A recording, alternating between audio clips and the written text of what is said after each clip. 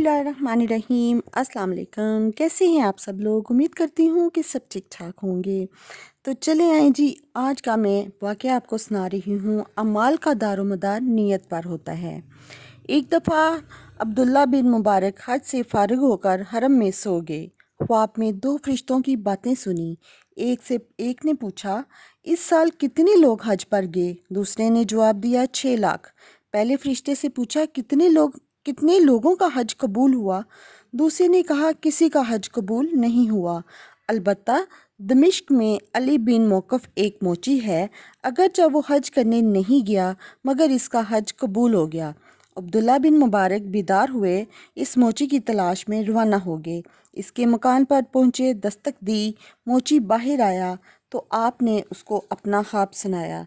इससे बयान किया कि इससे पूछा कि तुम्हारा हज कैसे कबूल हुआ जबकि तुम हज करने तो गए नहीं। मोची ने कहा, मैं हज करने तो नहीं गया मगर मेरी सारी उम्र की जमा पूंजी, जो मैंने हज के लिए पैसे जमा किए हुए थे और हज पर जाने की तैयारी कर रहा था कि इसी दौरान मेरी बीवी ने पड़ोसन के घर जाकर कुछ सालन मांगा। उसने कहा कि हम लोग गोश्त पका रहे हैं, लेकिन ये गोश्त तुम पर हराम है जबकि हम पर हलाल। वो इस बात पर हैरान हो गई और उसने पूछा कि ये कैसे, ये गोश्त आप पर हलाल है और हम पर हलाल नहीं। उसके जवाब में ये था कि उसने ये कहा कि हम 7 दिन के फाकों के बाद बच्चों की भूख से बेताब होकर हमने हराम जानवर का गोश्त पका लिया, मुर्दा जानवर पका लिया। ये सुनकर मेरे उसान ख़ता हो गए। मैंने जितना पैसा हज के लिए जमा किया था वो सारे का सारा इसके घर भिजवा दिया ताकि वो अपने बच्चों का पेट पाल सके।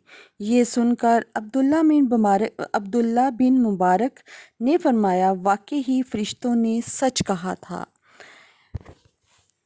तो इस वाक़े से कुछ सबक हासिल होगा जो आपकी समझ में आ ही गया होगा कि अमाल का दारोमदार नीयत पर होता है। और इसके साथ साथ हमें ये भी कि अपने पड़ोसियों का ध्यान रखना चाहिए। तो इसके मुझे साथ ही इजाज़त दीजिए। अपना बहुत सा ख्याल रखिएगा, दुआओं में याद रखिएगा। ओके जी, अल्लाह हाफिज़।